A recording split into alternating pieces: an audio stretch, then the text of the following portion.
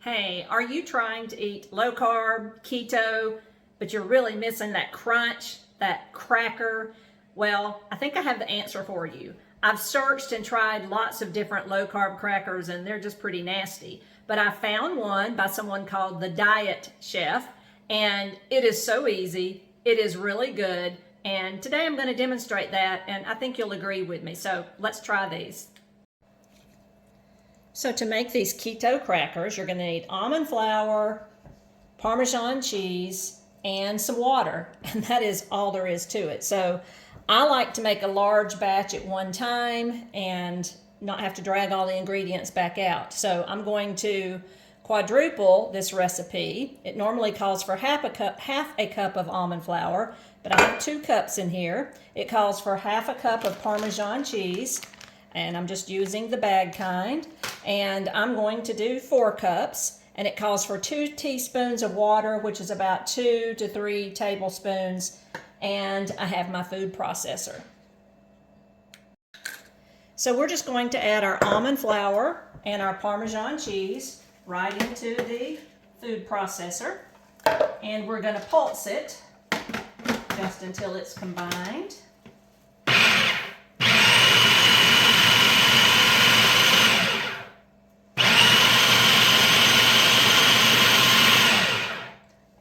Then we're going to start adding our water.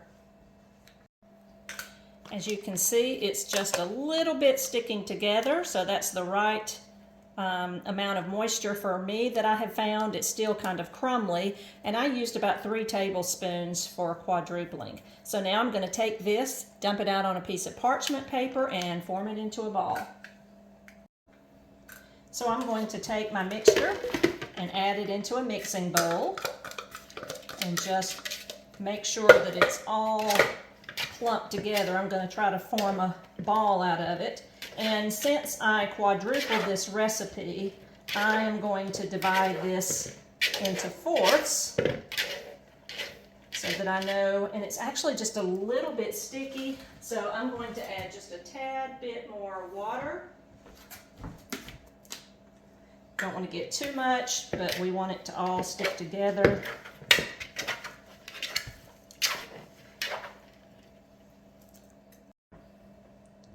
So once you kind of get it all incorporated together, it's in one large ball.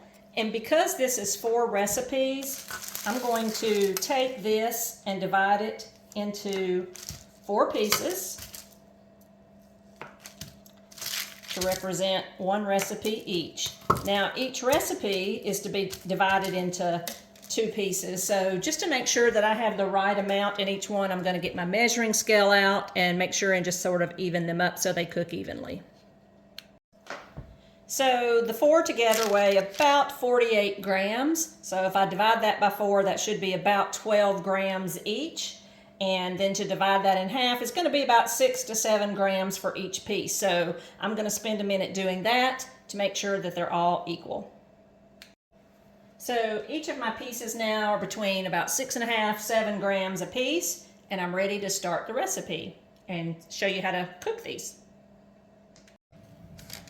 Now we are going to take one of our little cube balls, and mine have kind of gotten dried out because I didn't get to them right away, so I'm just going to pat the top with a little bit of water to make them stick together just a little bit better. I don't want them so crumbly. That's how life is when you're cooking. Sometimes you have to stop and handle something else. So I'm going to put this between 2 pieces of parchment paper, and I'm going to start just kind of pressing in the middle and rolling this out. So my goal is to roll this out to be a uniform size so that it cooks evenly. So I'm just kind of pressing it first and then rolling. And my dough, like I said, is a little bit dry, so I may have to go back and pinch some of this together a little bit. If it does that, just dip your fingers in some water and do that. So just going to look to see where it might be a little thicker. And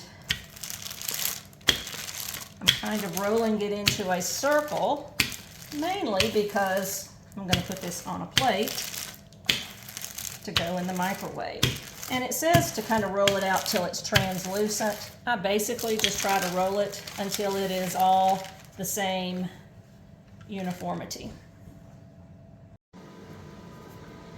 Now once you get your dough rolled out into a circular form, you're going to take a pizza cutter and you're just going to roll it horizontally and vertically until you've cut your dough into some squares so that they will actually resemble store-bought crackers. And you have to kind of do this slowly because sometimes it wants to stick. And there is no certain size. I actually have found I enjoy the larger pieces better when I'm eating them. You can take a toothpick and punch a hole right in the center so that it helps them to cook evenly. And these are picking up, I gotta be careful. And then it's time to add the seasoning. Now you can add whatever you like on the top of these. I have found that I prefer the buttermilk seasoning, ranch seasoning. You can buy it in a pack, but I like to make my own. In fact, I've made a recipe showing how to do that. Much cheaper and without all the bad ingredients. So you can just sprinkle this over the top. This is just for flavor. I like to spread it out. I don't want too much. Don't want to add extra carbs to these because these are lower carb crackers. I'm just going to spread that out so that each piece has a little bit. And then I'm going to take a plate. I have Corelle plates that are oven or microwave proof. Going to put it on the plate. I'm going to put this in the microwave. It says for 2 minutes at about 1 minute intervals. My microwave has a turntable so it turns. I'm going to start off at 1.5 minutes and check it, and we'll just see if it needs more time.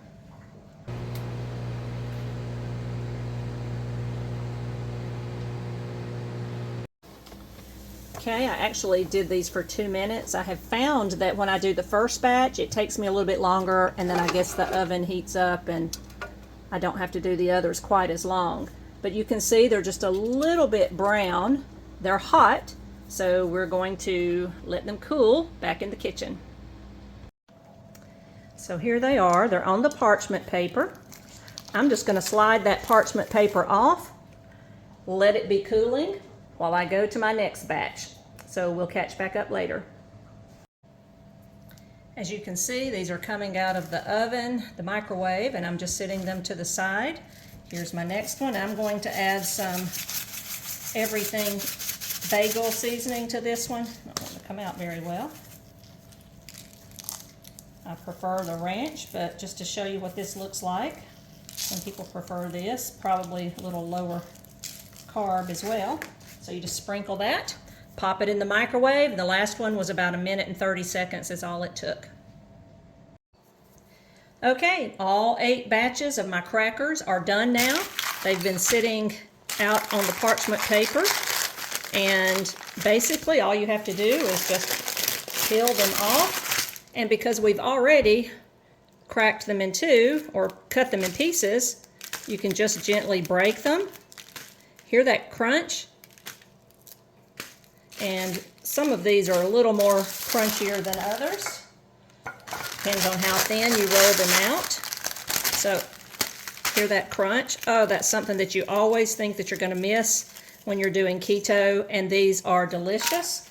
I like to take mine and store them in a airtight container because, like any cracker, they're going to get mushy if you let air get to them.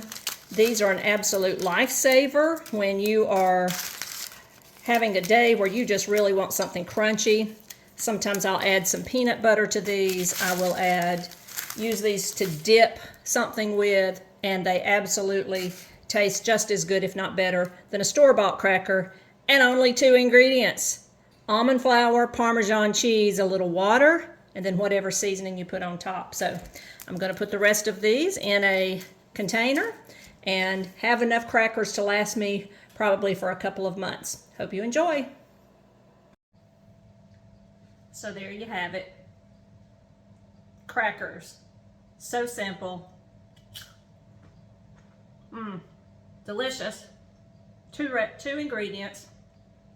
I'm going to post the link to the original ingredient from the Diet Chef in the comments because he's the one who came up with this recipe. Just wanted to share it with you and show you how to do it. But you don't have to suffer when you're doing low carb. You can still get your crunch in. So hey, hope you enjoy these. Now we're going to add the water a teaspoon at a time, and we're going to do this just until it forms a ball.